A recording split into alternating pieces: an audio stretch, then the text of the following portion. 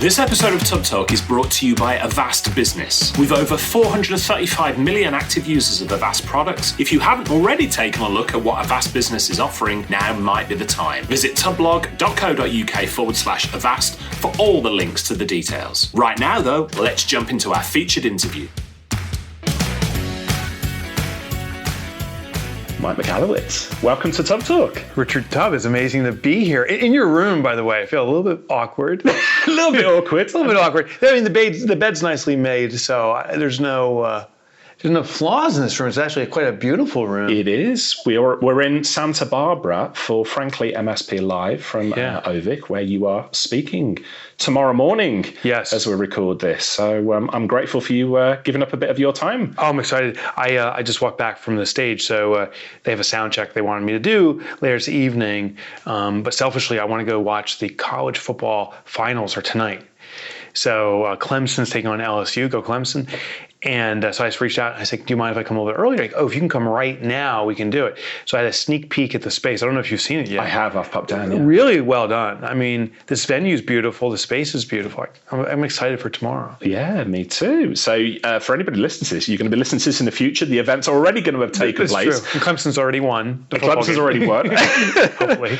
So you're an international, for people who are not familiar with you, you're an international speaker. You are the author of multiple best-selling books, 500,000 book sales and going on. But we've got to address the elephant in the room before we even get started. Mike Michalowicz. Am I pronouncing it right? You actually did. It's actually beautiful with the British accent. So I pronounce it Michalowicz, like you said. The original pronunciation, I believe, was Michalowicz.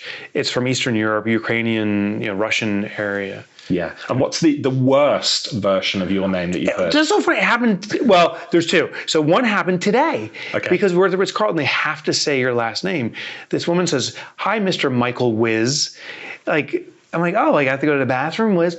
The worst, though, pronunciation, which was intentionally done, are my high school and college friends who call me Mike Michalowicz. That's the popular. And now, actually, everyone listening is going to call me Michalowicz. They wouldn't dare. No. I love it. I live in it. So most people know you for your books, The Pumpkin Plan and Profit First, are two of the most popular books in the managed service provider space. But before you became Mike the prolific author, I know you were Mike the IT business owner. Yeah. Tell us a little bit about what led you up to today. So before we called ourselves MSPs, managed service providers, we were called network integrators or VARs, value-added resellers. After college, I couldn't get a job, so I couldn't get a good job. So I started my own business in computer systems. I had no idea what I was doing.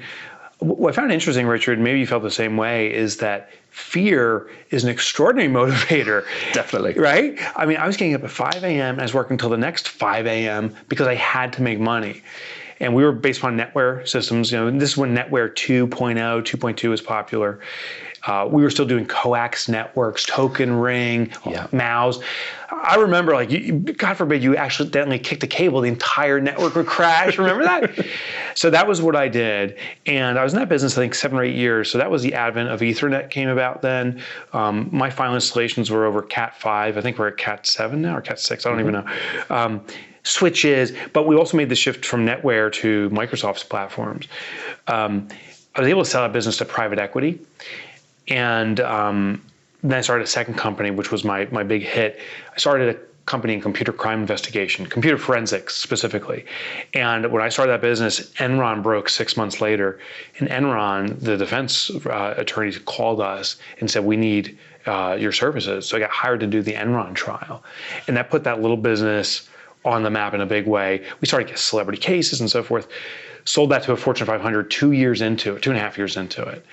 But I think the real interesting part of my story, and I'll share this at the event tomorrow, is I became so cocky because I'm like, oh my God, I started 2 companies, I sold 2 companies. I'm God's gift to entrepreneurship. I actually started a third company called as an angel investor. It was a calamity. I didn't know what I was doing. I had no right to be in that space. And I started 10 businesses simultaneously, and they all collapsed. And I wiped out all of the wealth I'd made. Wow. Yeah, so I lost everything. I lost my house, my possessions. The only thing I didn't lose was my family. And that was the restart for my life, to realize that there's two ways to be successful as an entrepreneur. One is dumb luck, and it happens more than I thought. The second way is through really the mastery of the fundamental elements of financial management, sales, lead generation, all those components. And I started to investigate what really made a successful entrepreneur. I started to write about it for my own endeavors. And then I said, this is my calling. I want to be an author that writes about entrepreneurship. So for the last now 12 years, I've been a full-time author. I do still own some other businesses, but I'm a full-time author researching entrepreneurship and trying to simplify it for myself and for my fellow entrepreneurs of the world. Yeah, and we appreciate it. Oh, I hope so. It's a joy to do it, And I'm on a mission to eradicate entrepreneurial poverty. What I mean by this is there's this perception of yourself, Richard, of myself, of any entrepreneur, that the day you start your business, you're a multimillionaire and you barely even work. You sit at resorts in Santa Barbara all the time drinking Mai Tais. But the reality of entrepreneurship is a struggle, a financial struggle, this grinding it out all the time. We often start to resent our business. That gap is what I call entrepreneurial poverty. And I really think it's my calling to close that gap for all of us. So I want to talk more about the books shortly, because you've been wildly successful with them, and the wisdom that you've shared has sort of impacted hundreds of thousands of people. But you just touched upon that period of your life where things weren't going so well. And I know lots of people listening to this either may be going through one of those periods or have experienced it. In hindsight, what are the things that you did to get you through that tough phase of your life and to the other side? You ever do journaling? Oh, every day. You do? Well, we're sat here and we can just see by the side of the bed there. We've got my 5-minute journal that I fill in. Oh, that's awesome. Okay. Yeah, morning and night. So, that's awesome. Yeah. So I didn't do that. I didn't journal. And when I started to struggle, I started to do this because I thought it'd be nice to appreciate the difficult parts that I was going through. To appreciate the good moments, I should say. So I started writing this journal, and it was just a highlight of all the good things. Like, I even just say, I woke up today, and I feel good that I woke up at least, even though I had a miserable day.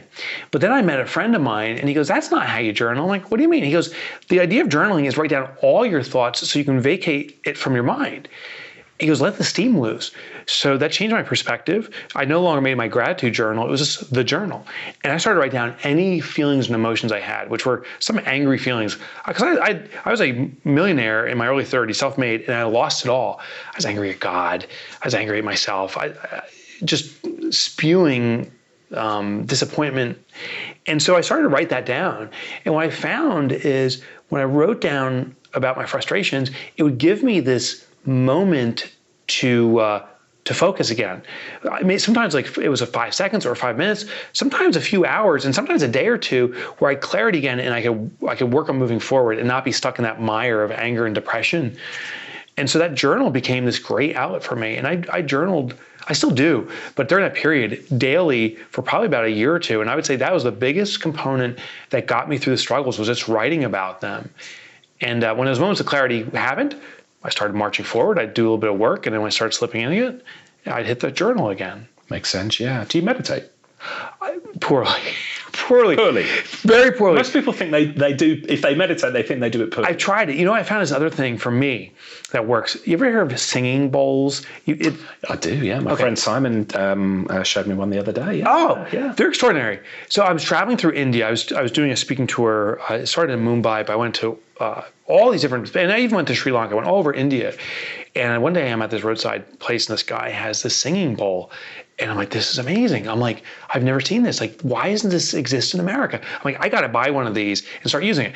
Well, I came back to home to tell my friends. He's like, dude, you can get those at the local, mall. Like, they're everywhere. I was just totally ignorant of it.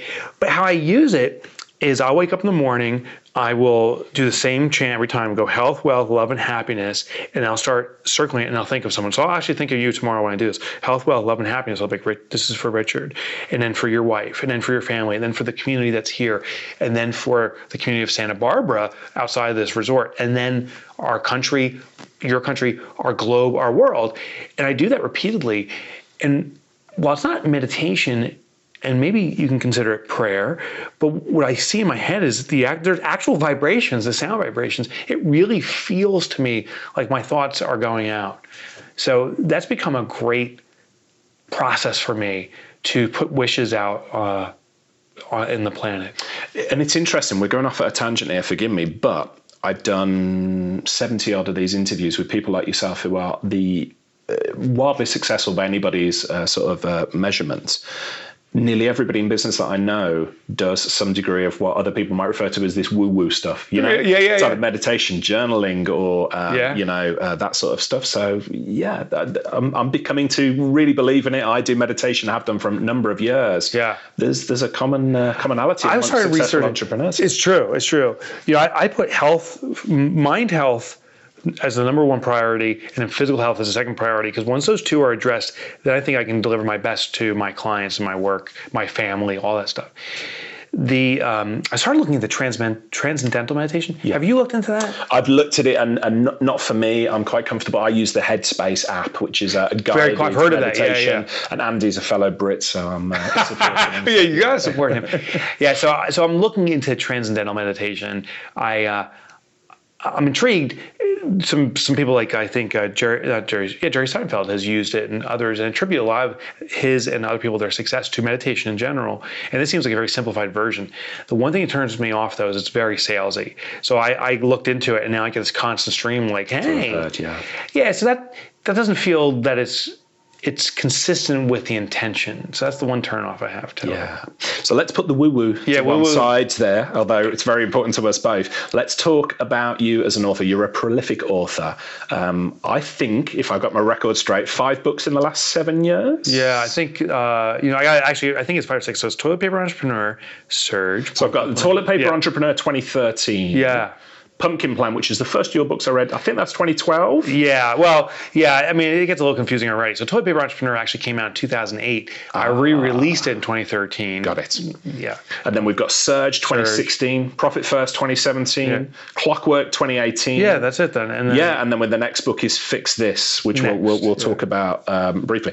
Over 500,000 readers. Yeah. I mean, I've managed to write 3 books in 10 years. I'm in awe of you dudes. Like, you're just churning out not just churning out these books, but churning out wildly high quality books that make a massive difference to people. What does your writing routine look like? I was writing today. Yeah. So I took a train. I was down in Irvine for a speaking event yesterday, and a friend of mine's like, my logistics person, she goes, her name's Lisa. She goes, we can get you in an Uber, it'll get you up there in an hour and a half.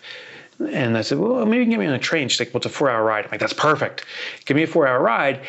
I find the best writing I do is either on airplanes or now trains, because you don't know the person sitting next to you, or there's not someone sitting next to you. You can put your headphones on. There's beautiful vestiges when you want to take a break. But now you have one thing in front of you, and the internet access on all these things is sporadic and slow. So it's hard to go down one of those rabbit holes of Facebook or whatever. So I was writing today. And then what I do is I'm working on right now, I think about 30 book concepts. I just actually had a new concept today. I call it the web. It's very ethereal right now, but whatever. So I'm working on these 30 concepts, and then at any certain point, one will start taking foothold, because my readership will say, hey, I wish I knew the answer to this. And I'll look through the list and say, I've been already researching this out, and then I'll start focusing and concentrating on it. If I can come up with a unique thesis, something that's different than that's already out there, then I'll pursue it. So I have a new book. It's called Fix This Next. That's coming out next in April. And then I'm also working on a book right after it that my readership has pretty been approaching me about. Wow. Yeah. So let's jump into some of the books. So I mentioned The Pumpkin Plan was the first time I came across your work. Yeah. Part of that book there was the idea of sell it, do it, do it again and again, chasing customers, working too many hours. Yeah. What would you say, having dealt with hundreds, if not thousands of business owners across the world, what are the most common mistakes that you see small business owners make that put them in a bad spot? What can they do to avoid that mistake? So this isn't my term. It's a colleague of mine named Barry Moltz. He's an author, and he wrote, or at least shared this concept called the double helix trap. And if you look at a DNA strand in humanity, kind of twines, like, I know the listeners can't see this, but my hand's going back and forth like DNA. It's this twisting spiral, helix. And what most businesses do, small business in particular, we go into a mode of either selling or doing. Selling is where we focus. We're trying to get business in. We're focused on prospects. So we go into this amplification of sales. But then when the sales actually convert to customers, now the owner reverts their attention to doing. So we go through this other slide back down, and now the concentration is doing because we have obligations. But sales are now dropping off. So we revert or we redirect our attention to selling, and that starts ramping up again. And so we start this double helix trap of either one's getting attention or the other. And the businesses can live on into perpetuity like this. The problem is the utilization of resources. Most small business owners say, I'm overwhelmed with work, but I can't afford to hire that first person or the next person. Therefore, I need to take on more work, and you're stuck there forever. So what we need to do is actually fragment ourselves. Look at the work we're doing that's driving the business forward in regards to delivering on our promises, and then fragment that into different segments. Like, what are all the elements of work you do? From the tech space, as a computer guy, I used to run cable, in the ceilings. I was running coax back then. I used to do the hardware integration. We used to install NICs. I don't even know if people know what NICs are anymore. Network interface cards. Yeah. You do. I remember NICs. Yeah, you remember NICs. But I remember termination and all that sort of stuff. That terminating and for our younger listeners, go and look it up on Wikipedia. Yeah, they won't know what iSupports are. They won't know what a MAU is. They don't know all the good stuff. But I was the person doing all that, and I said, well, what if I just hired someone just to do the cabling, a part-timer that could just do the cabling, alleviate that for me, but I didn't have the obligation of a full-time salary to this person. I was able to take a fraction of my work and give it to someone else. And that started to alleviate a little more time to concentrate that on sales while I did the other work. Then I fragmented myself again, and I found the installation of these expansion cards, like NICs were the popular one, but you used to have to install audio cards. You throw that in the ISA slot, and then you have to put jumpers on because you have conflicts and all that shit. I hired someone to do just the integration and setup of the machines, I should say, at the workshop. And then when we bring them in, I was still doing the network setup and the servers. So I slowly took pieces of work off of me instead of trying to hire that first full-time employee. And that got me out of the double helix trap. And then the business really started to grow. And I concentrated my efforts on where I was really talented, which in that time was sales. And there's so many people going to be listening to this, I know, that are in that trap right now. So what you've just said, I think is gonna strike an absolute chord with them. How you've done it and got out of that trap, so to speak. There's another technique too, and it's really narrowing down your customer base. It's niche specialization. The funny thing is, people listening, we've all heard of this. You've got to specialize in a niche. You've got to be great at something, but it sounds so risky. What if that niche collapses?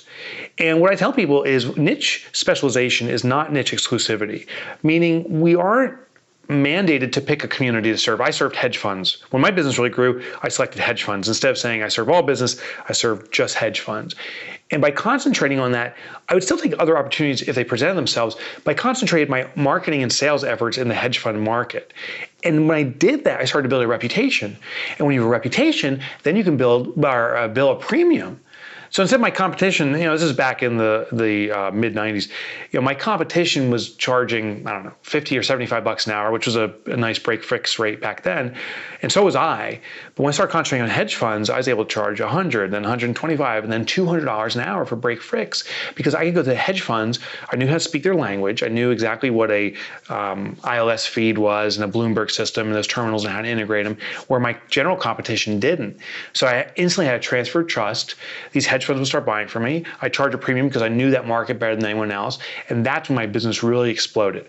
I concentrated on the niche, and I removed myself from doing everything, and just became the salesperson for that community. Absolutely makes sense. Now, one of your most popular books is Profit First. Yeah. I can remember that was released 2017. Yeah, that sounds right. Because I can remember receiving text and WhatsApp and emails. From me? Conversations. No, from... I'm like, Richard, you got to get this, please. I hadn't read it at the time, and my peers and friends, MSP owners, had read it, texting me, oh, you've read this, right? No, I've not read it. But it made such a splash in the MSP industry because I know so many MSP owners, they work all hours, they look after their clients, they look after their staff, and then only after they've looked after everyone else do they look after themselves. So true. And your approach is different. So for people who have not read Profit First, first thing I would say, drop what you're doing now and go and grab it. Thank you. But for anybody who's not familiar with it, how do you explain the concept behind Profit First? So I had this epiphany, and tomorrow at the event, I'm going to be keynoting on this. there was a statistic released, I believe it was sanctioned by the SBA, the Small Business Administration in the US, but it was a global study. So this included all, first world countries, if you will, businesses. And they identified that 83% of small businesses, and the SBA defines a small business by a company that does $25 million in annual revenue or less. So I'm absolutely a small business. You may be a small business. Yeah. And I suspect the vast majority of people in that room tomorrow, small business. The SBA said 83% of us are surviving check by check, which means if I don't get significant deposits in today, I don't have enough money to cover payroll next week, let alone the rent. And to your point, Richard, I don't have any money to pay myself. Yeah. So there's this constant check-to-check survival. And what confounded me was how can so many business owners be able to start a business, attract prospects, care for those prospects, deliver the services, do all the marketing. I mean, there's hundreds of thousands or maybe 100, there's thousands of things we need to do. There's a lot of things we do, and we do it all right. But the the primary reason we start our business, maybe there's two, do something that brings us joy. Secondly, is to make a lot of money. Like everyone in that room, I suspect, wants to make a lot of money. And the primary reason we started our business is not coming true, is not being fulfilled. What's wrong with us, I thought. And that's when I had what I believe is my greatest epiphany, was that we've been told that profit comes last. You have sales, you subtract your expenses, what's left over is profit. So in the UK, is it called turnover? That's right. Yes. So turnover minus expenses equals profit. We are told that profit is the bottom line. In the year end, that's our vernacular. The problem is, it's human nature when something comes last, that's the equivalent of saying it's insignificant. Like I suspect, Richard, you never say, I love my wife so much, that's why I put her last. No, she's traveling with you. You love your wife, you put her first. You put your family first. Your health, if we have a health scare, our health will be our first intention. You don't come out of a hospital saying, you know what, now I'm gonna put my health last. Last means the manana syndrome. And when we're told that profit's the bottom line or the year end, we are saying it's insignificant in the moment. And therefore we wait off until the end of the year and there's no profit there, like, oh shucks, maybe next year. Yeah. That's the absurdity. So what I teach, the basic premise of profit first, instead of sales minus expenses equals profit, it's sales minus profit equals expensive. How we do this in execution is every time you have a sale, immediately take a predetermined percentage of that money as profit, 5, 10, 15%. Hide it from your business. Then your business on a cash basis will tell you what's truly available to operate, and you must operate off of that.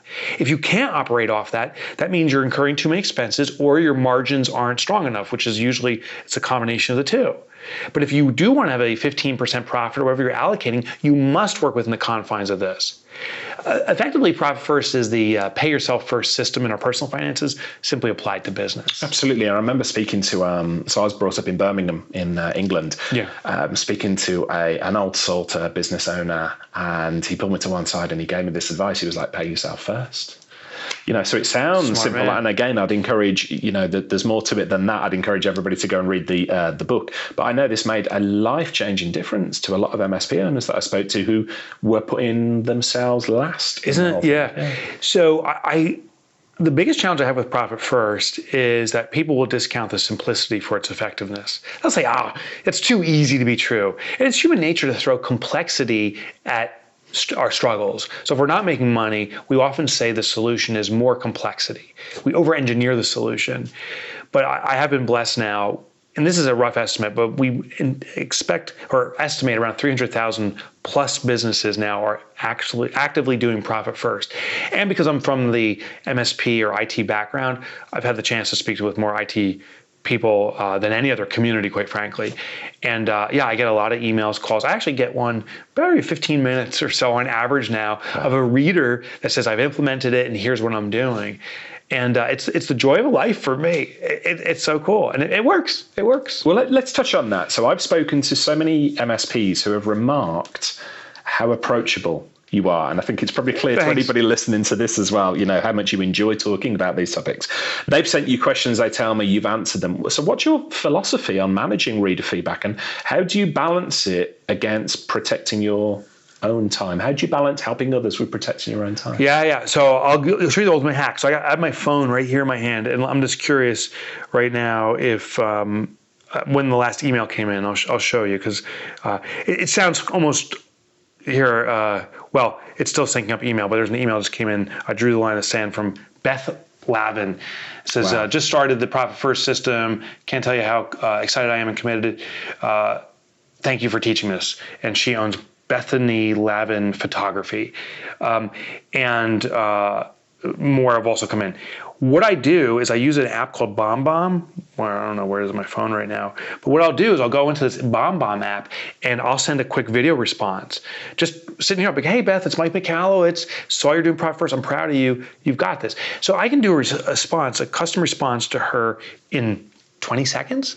And so say I get one every 15 minutes. So for an hour times 24 hours, about 100 a day. That sounds about right. I can bang out responses to everyone within an hour or so. So that train ride, when I'm done writing, I'm doing a video response. People are blown away by it. Definitely. Yeah, because it's such a custom response. And there's no I don't say, hey, you should be reading my other books. I simply say congratulations on it. And I genuinely mean it. And I think that excites people. I try to encourage other authors to do the same thing. But rarely does someone take me up on the suggestion for some reason. It's so remarkable, I would say, to do it. Now, I'm not saying it's difficult, but it is remarkable. Our mutual friend, my close friend, Nigel Moore. Yeah, I just saw him outside. And I was catching up with some MSPs I was in Las Vegas for CES last week.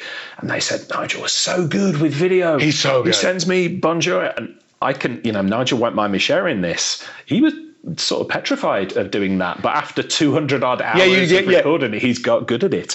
But it's so simple, and whenever I get a response from somebody on Twitter as a video tweet, as opposed to just a text tweet, it's remarkable. It's remarkable. But why are more people not doing it? I think there's an intimidation factor. So the first videos I did, like the video, like my nose is barely above the frame line. Like I had no idea what I was doing. I was nervous. But the beautiful thing about video is you can do it 100 times over. Yeah. It's only when you click on the send button do they get it. The other thing is, as I do, you find out little hacks. Like I had no idea. Like I used to hold a phone like this, where my fingers are wrapped around the side. Yeah, in landscape. Well, so you want to do landscape and live videos. Well, someone told me this other grip. I call it the Vulcan grip. It's like this. It's a far better grip where your fingers are protruding out and you have two fingers in the back. It's much steadier, and you can get videos done maybe 3 or 4 seconds faster because it's just a more comfortable grip than the old kind of grip that it was slipping around. And those little things bring about this efficiency to do it even better. But I also have one other hack. I also have an assistant, and her name is Janet. She monitors my email because sometimes, like tomorrow, I'll be speaking, then I'll be flying. I might not get videos done. And then I start to fall behind, and now these videos accumulate and I can't do anymore. So she monitors every day, and if there's not ones I responded to, she writes back and say, hey, this is Jenna. And she says her name. I think the integrity is very important. She goes, this is Jenna, Mike's assistant. I monitor his email, and he wants to get back to you, but I noticed that he's missed it up to this point. So I want to share some resources that may help you, and please do expect a video from Mike in the future. And then I catch up sometimes a week or two later. That is wonderful. Yeah. I love that approach. I was on your website a little while ago, and I think most people haven't spotted this, but right at the bottom of your website, MikeMichalowicz.com, we'll include that in the show notes. You've got 2 buttons. Yeah. Oh, good. You saw that. I'm Mike's biggest fan, and I can't stand this guy. Yeah. I won't spoil the surprise for visitors. I'd encourage people to go and check that out. Click either button. But what's some of the feedback that you've had that's made you laugh out loud? Yeah, so people love the I can't stand this guy. I mean, I clicked it and I love your work because it's like I was in Vegas last week and there was a big button that said don't press this button. Yeah, so you got to press it. Yeah. So of my homepage, besides there's a call to action on there, of all the kind of ancillary things that I can't stand this guy gets the most clicks. It's things called goose eggs, and I discovered it in movies. Sometimes you watch a movie and the credits come by and everyone starts walking out of the theater, but right when all the credits are done, then they show you the behind the scenes or something, the real fun contents at the very end. And that endears the viewer to love the movie because they got something special for them. So I realized my website needs to have these endearing qualities. First, that's true to who I am. So it's all authentic stuff. I like to goof around and do crazy things at times. But also to reward the viewer for going to the very end, if you will. So that's why it's at the very bottom. You have to scroll down. But there's other goose eggs buried throughout the site. The other thing you'll notice on my homepage is if you scroll around, the pictures will start changing. And so there's funny pictures and stuff like that. But there's also a behavioral reason behind that. I was reading a book called Influence. Have you read that book? Yeah. By Robert Cialdini. Yeah. In there, he said that the more photographs that someone sees of a person, they start to not able to distinguish if they've met the person in person or if they just saw lots of pictures. So the higher quantity of pictures you have and the more variability in your pictures, the more the person has a greater trust for you. Because if we think we met someone in person, we have a greater trust. So more pictures actually translates to more trust. That's why often with celebrities, because we see celebrities in so many formats on TV, on the magazines, we're like, oh, I feel like I know them, I love them. It's because we've seen them so many times. So we have an obligation, my phone's ringing there, we have an obligation, I think, as experts, as MSPs, whatever we do, show a variability of pictures. The one thing I think not to do is show that one favorite picture of yours from 20 years ago, like when you were in college, and you're like, you looked amazing, and then someone meets you face to face, you're like, oh, you don't look like your picture at all. That builds distrust. So I always have current pictures and a large variability of pictures. That makes a lot of sense. What a great idea. I'm gonna take that one and run with it. Oh, do it. Let's just jump in briefly and talk about one of the other books that made an impression on me, Clockwork. Oh yeah. I was speaking to an MSP, and I laughed out loud when I heard this because I knew exactly what they meant.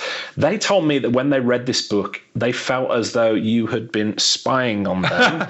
Like a pervert through the window. They didn't say that. They just good. Yeah. So talk a little bit about Clockwork and what led to that book. So when I define entrepreneurial poverty, I was mentioning that I'm on this mission to eradicate entrepreneurial poverty. I think the first pass vantage point people have of poverty is financial poverty, but there's other forms of poverty, and I think actually the most defeating version is time poverty, where we become entrapped in our business. There's emotional poverty and so forth, but this time poverty is what I set out to resolve. And what I found, and maybe what this MSP could relate to, is that the business becomes so dependent upon us and we so dependent upon it that it is the only component of our life. There's a saying that many businesses are a parent-child relationship. Like, you're the parent, you've spawned a business, you gave life to it, therefore it's your child, and if you grow it right, one day it'll return to you. Well, I think that parent-child analogy is a super bad one. I think it's more of conjoined twins, that we share critical organs with our business, that there's this codependency. And just like conjoined twins, the separation is a very surgical but very methodical process. You don't just tear things apart. You do it slowly and deliberately. So in Clockwork, I talk about the stages of separation where the entrepreneur needs to peel themselves out from the business and then ultimately achieve the ultimate asset test. And the ultimate asset test, as I define it, is what I call the 4-week vacation. If you or any owner can leave their business for 4 consecutive weeks, be physically and digitally fully disconnected, and the business operates and even grows in your absence, you likely have achieved a business that can grow into perpetuity. So Clockwork is this journey toward the 4-week vacation. That's wonderful. And we were talking about journaling earlier on. Yeah. I actually wrote in my journal this morning, I've been away for a couple of weeks over here now. And I wrote in my journal how grateful I am for the team, Holly and Jenks, keeping things sort of ticking over, and that. It's wonderful when you reach that stage where the business doesn't need you. And I wonder if Holly and Jenks feel empowered too. And I suspect because you're so grateful for them, I bet you they do feel empowered. One challenge I get from entrepreneurs, they say, if I go on this 4-week vacation, my colleagues are going to think I'm just out there for the money. I'm just vacationing and I'm putting burden on them. And I argue that's the worst positioning. What we need to do is go to our Hollies and say, I'm leaving the business because I want the business to have independence from me. I want to rely on you and our other colleagues here to step up and serve a greater role in the business. I don't want to be a business operator. I want to be a shareholder of a business, rendering opinion and direction, but not running the business. The only way we can do this is for Holly and all the other employees to step up and be rewarded accordingly. I did this with my team too. I have a small business. I have 6 colleagues. And so I met with everyone and said, I'm leaving. And I told them why. And there was excitement and nervousness and anticipation.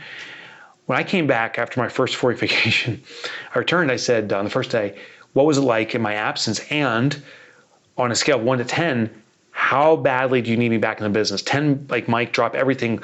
We have fires to put out. 1, you never want to see me again. And they gave me a 1.2. They're like, we got this. I couldn't believe it. They said it was so much fun, and we felt empowered, and we could make decisions, and we didn't have to speak to you, but we respected you. The challenge that presented itself that I didn't expect then was simply my ego. They didn't intend to bruise my ego, but my ego got bruised. I'm like, oh, shucks. I started this business. I want to be needed.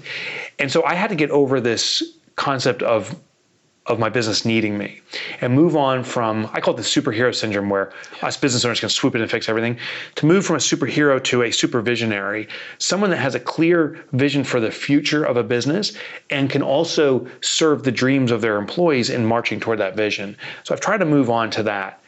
Actually, just last week, so this is the beginning of the year, we're recording this, I think it's the 13th. On January 2nd, the day after New Year's, I took my team out for a full-day retreat, 2-day retreat in the mountains, and we spent half the time talking about our individual dreams. Jenna wants to get a new house, and she actually even had a vision of what her house would be like. They want to build it, her and her husband. Another person, Amy, wants more time at home with her family because the kids are now in college and people are going their disparate ways, and she's really a matriarchal type person. We got very clear on everyone's vision, and we have it now in our office on the main wall, and it's a march of the business forward. I want the business to be a certain size and stuff, but that's my dream. It's marching toward that vision for the business, my dream, while also addressing and serving everyone else's dream on that journey. So it's a very empowering experience to align dreams. I love that. And to the point about, the superhero sort of syndrome, I can remember stepping out of my MSP business years and years ago for the very first time, coming to the States for a couple of weeks trip, and getting back and barely touching the business. Coming back, I was the first person in the office on a Monday morning. The phone rang, I picked it up, and I said, "Hey, can I help? Is Mick there?" I said, "Oh, he's not in yet. Can I help?" Yeah. I'd rather speak to Nick. This is a client I brought on board. And then, did they know it was you? Yeah. And then once I brought the ego down and realized, well, this is the situation I want to be in, where I'm not needed, where clients are asking for other people within the business. So wonderful. That's the funny thing, Richard, about ego is to start a business, you must have a disproportionate amount of confidence in yourself and your ability. Ego. And you must speak eloquently and powerfully about what you can do even before you've done it, right? But then the reverse happens right away, is that you have to release that ego for the business to grow. So as a catalyst, you need it, but for growth, you need to remove it. It's kind of crazy. It is crazy, yeah. Let's talk about fix this. I've heard you quoted as saying the biggest problem most business owners have is they don't know what their biggest problem is. They get stuck between sales, service delivery, staff. Is that what motivates you to write that book? Yeah. So the full title is Fix This Next. And the reason I put next in there is because there's a sense of urgency. Here's what I found so funny. As I considered my own entrepreneurial journey, but talking with many entrepreneurs and really investigating their businesses, sometimes I'll immerse myself in a business, spend days, sometimes weeks there, not continuously, but just investigating and watching, talking to employees. Most business owners address urgent and apparent issues. I come in with a plan for the day, but the second I start email, my agenda is dictated by my email. We are focusing on the urgent and apparent and ignoring the impactful. And the reason is we don't want to ignore the impactful, but we get satisfaction out of putting out fires because you actually have a sense of accomplishment. Impactful challenges often play out over time. So if I work on some kind of systems or process, I won't feel the immediate gain. It may be months, maybe even a year away before I start seeing a real gain. So therefore revert to these quick fixes, these dopamine releases like, oh, I got something fixed again. But it also quagmires our business into this slow growing spot because we're always just putting out fires. We're firefighters. So Fix This Next is a process to remove us from concentrating on these apparent and urgent issues and identifying the one thing that will really move us forward in a big way. I base upon Maslow's hierarchy of needs. Are you familiar with that? Yes. Okay. So Maslow basically says there's a core human need for all of us that's physiological needs. Like you and I need to breathe air. We need water, food, heat. Then once those base needs are satisfied for our biology, the next level up will be safety needs. Like, we want to be protected from harm. We want to have some financial stability. The next level up, if I recall correctly, is belonging to a community, expression of love and community, and then esteem and self-actualization. You and I can be having this conversation we're having now. This would be argued potentially as a self-actualization or esteem level. We're talking about some philosophical things. So we're living at a high level in Maslow's hierarchy.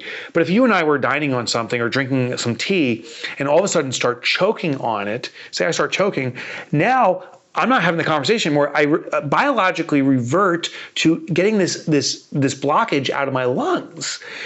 That's how Maslow works, that if our base need is not being satisfied or is at risk, we have to revert to it.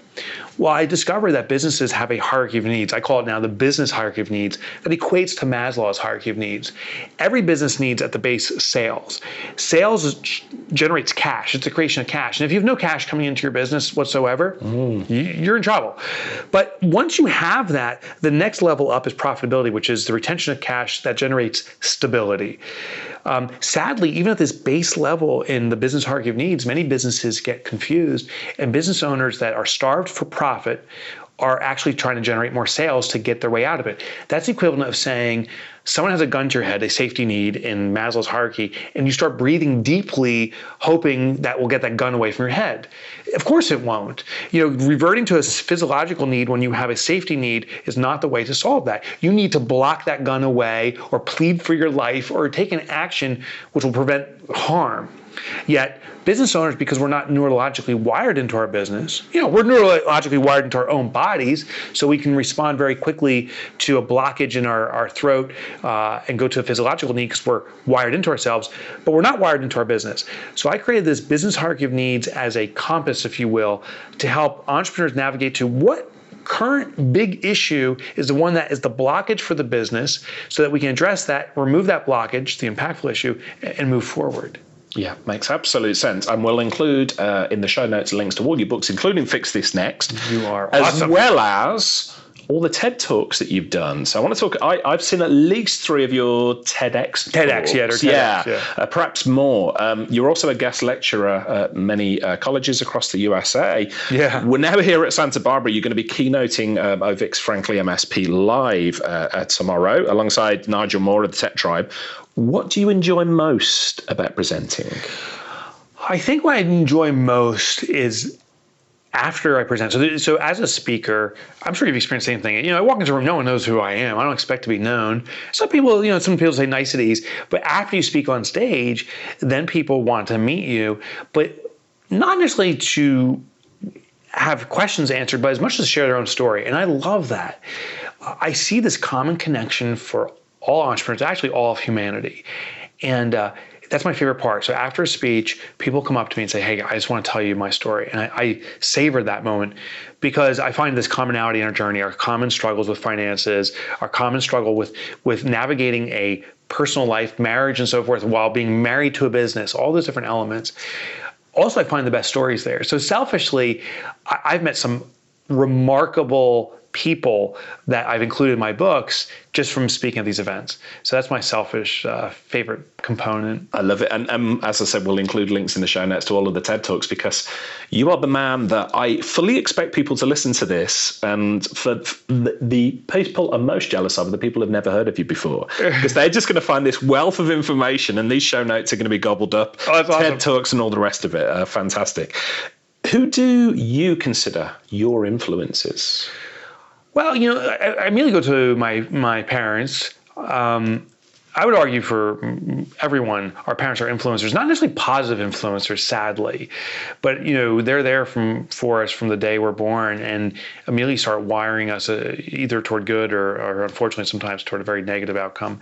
I've been very blessed to have extraordinary parents who were not entrepreneurial, but were willing to support it even though I don't think they even believed in it. So when I graduated college, I remember my father saying, you have to get one job for the rest of your life for a large corporation and serve them.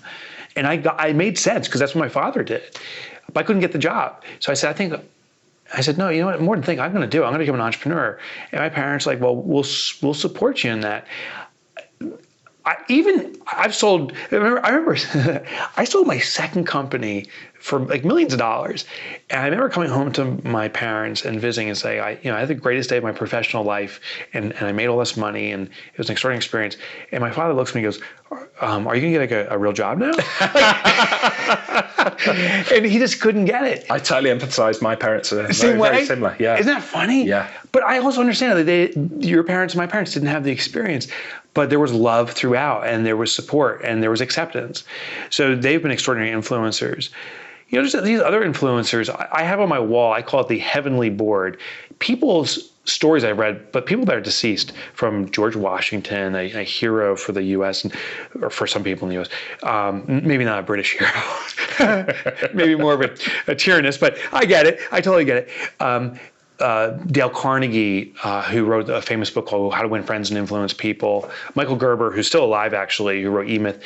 I have this wall up of famous quotes from them, and when I'm contemplating something, I look at each of their busts and ask myself, what would they say in this situation? So I get some guidance from that. And I also have a board of advisors, if you will, in an eclectic space. Like, I want to be a great father. And I found this guy, his name's Chris. He's a great father. He's a horrible business person. So I don't meet with him to talk ever about business topics, but I do want to talk about fatherhood. I have another gentleman, his name is Silas, who is a religious man and very strong spiritual connection. And I want to have that. And I learned that from him. But I don't know much about his experience in other areas, but I don't seek that out. I think the mistake I used to make was thinking there's one person who's our guide. I think it's a collection of many people. That is wonderful feedback. I love that. Yeah. Thank you. Books. Obviously, you've written a load of books yourself, but what are the books you find yourself from other people perhaps gifting to others quite often? Yeah, there's so many great books. Oh my God, I love to read. So right now I'm reading Atlas Shrugged. I started that once. Have you read Atlas Shrugged? I haven't. Ayn Rand? No. Okay, so it's a thick read. I think it's like 1,500 pages. So the book is like this. It's a fiction book, but it is about this transportation company, the train industry, and their journey. It's a fascinating read. It's a strong, dominant female figure, but back in the early 1900s, which was atypical to have a female entrepreneur. So fascinating book, and really gives you good entrepreneurial perspective. Anything by Malcolm Gladwell, I think, is a must read. Mm-hmm. So I just got How to Talk to Strangers or something like that. But I love Blink. Even his book that wasn't so popular, which is What the Dog Saw, is great because it's a compilation of many of his books. David and Goliath, a fantastic book. Seth Godin, love his books. Purple Cow, Made to Stick. This is by Dan Heath and Chip Heath. That one I gift to many people. It's such a fantastic read. Michael Gerber's E-Myth is fundamental. It must be read. I love the behavioral books too, like Robert Cialdine's Influence. There's a lot of books out there. There's probably my favorite is an author named, oh my God, I can picture Roger Dooley. Oh my gosh, he's one of my favorite authors, and I can't believe I couldn't think of his name for a second. Roger Dooley wrote a book called Brainfluence, but he just released a new book called Friction. Holy cannoli is this book powerful. What it talks about is that the more friction exists in any kind of dialogue or transaction, the more reticent the customer is to continue on. So the more difficult it is to do something, the less likely we're to do it. And he shares modern anecdotes, like how the taxi cab, where you had to hail down a taxi, you had to find the corner they're on, and God forbid it's raining, how difficult it was, to Uber, where you just click on your app and someone drives right up to you, removing the friction, why it became such a dominant force. And in the book, he talks about all these different elements we can look at in our own business, in our own lives, to remove friction. Wow. So that's just a few books. I love reading. There's enough to be going on with right there. Yeah. So let's talk about your next book then. Tell us more about what's coming down the road, because you mentioned April next year. So April, I think 28th of 2020 of this year 2020, is Fix This Next. And that's the business HeartGroup needs. I truly believe this is the most important work I've ever done, because I think it will I hope it brings clarity to entrepreneurs to know what to do next. It's not the solution to what to do. It helps you. It's a compass. You find what you need to do, and then you can use other books, maybe mine, but there's these countless amazing books from other authors you can use to fix it, or use a coach or consultant, or just do it yourself. After that book, I'm meeting with my publisher. I'm thinking about writing, I call it the disadvantage advantage. What I found is the weakness in businesses often are its greatest advantage when levered or spun the right way. There's a story that came out of California, and this was an eye-opener. It was University of, was it Santa Barbara? U.S. Santa Barbara? Would that be ironic? I got to look now. But maybe here. There's a UC school, University of California school, that has olive trees on their campus. If you've ever seen an olive tree, it looks like a prehistoric tree. It's all gnarled and twisted, but it's the essence of historic beauty. Very thick, noble trees. And they had these olive trees, and the campus was fabled for these beautiful trees. The problem is the olives, when they spawned, or when they were ripe, would drop from the trees onto the pathways under them. Well, olives make olive oil, which is a very slippery liquid, causing accidents. People would slip and their bikes would wipe out. So the school responded by using these power washers to wash it, which actually only spreads the oil further and made it more slippery. A major disadvantage. Then someone at the school, I don't know who the person was that thought of this, but it was genius, said, since we have olives, option one was cut down the trees. Option one is carve out your weakness. A better one is make your advantage. What they did was they put nets under these trees during harvest time. They capture the olives, and now they make a world famous olive oil at this university. The university is known, among other things, for its olive oil, and it attracts people. That's how you spin a disadvantage to an advantage. And there's countless stories out there like that. And there's a methodology to doing this. So that's what I'm working on, along with some other concepts too. And the book is due out April 2020. Fix This Next is April 28th, 2020. The Disadvantage Advantage is a future book that I'm in negotiations with my publisher right now. Got it. And for anybody listening to this, I apologize for jumping backwards and forwards, but you've got such a catalogue of amazing wisdom and books. That's kind of you. I don't know if that's true, but that's kind of you. It is absolutely true. It's fantastic. And as I said, I hope that anybody who's listening to this perhaps heard of you for the first time. This is just going to unleash a treasure trove of things for people to go away and check on. I'm conscious your time is very short. You're a very busy man at this conference. So just wanted to say thanks so much for joining us. Thanks for the influence you've had on me in my business journey as well. Thank you, Richard. Really appreciate it. And what a treat to finally meet you in person. Even if it is in a bedroom. Yeah, right next to your bed. I've sent my wife packing so I can bring a man into the bedroom and talk to him in private. So there we go. It's been a joy. Many podcasts are over the wire and you don't get a chance to have eye contact or really spend time with a person. So thank you. I love this format. Cool. Really appreciate it. Thanks a lot, Mike. Thank you. Hey folks, Richard here. Thanks for listening today. I know you've got a ton of options for who you listen to nowadays, so I really appreciate your support. Do you have any feedback on this episode? Ideas for future guests? Tweet me at Tublog using the hashtag TubTalk. I respond to every tweet and really appreciate your feedback.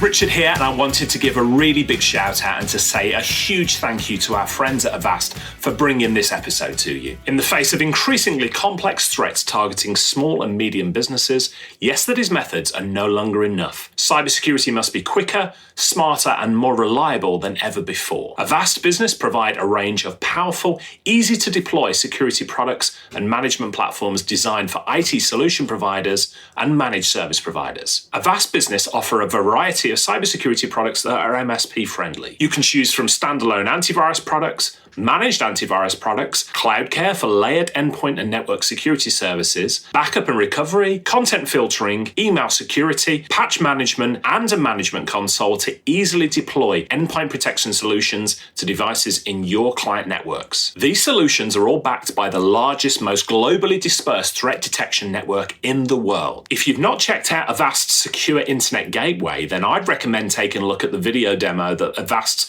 Paul Fenwick and I recorded. It delivers a full security stack as a service that protects users wherever they go. With 30 years as a leading cybersecurity company and over 435 million active users of Avast products, if you haven't already taken a look at what Avast Business is offering, now might be the time. Visit tublog.co.uk/Avast for links to all the details. Hey team, this is Richard again. Just one more thing before you take off, and that is MSP Insights. Now, every Tuesday, I share my thoughts on the business of IT with you, the managed service community. Thousands of managed service providers already subscribe to MSP Insights. It's easy to sign up, easy to cancel. MSP Insights is basically a short email from me every Tuesday without fail with advice on growing your IT business, plus cool resources I've found, discovered, or started exploring that week. It's kind of like my diary diary of cool things and often includes articles or books I've read, tools I've discovered, and events I think you'd be interested in, often sent to me by my friends and Tub Talk podcast guests. So, if that sounds fun, a short, tiny bite of MSP goodness every Tuesday, and you'd like to try it out, just go to go.tub.co/Tuesday. That's go.tub.co/Tuesday. Drop in your email and you'll get the very next one. Thanks for listening.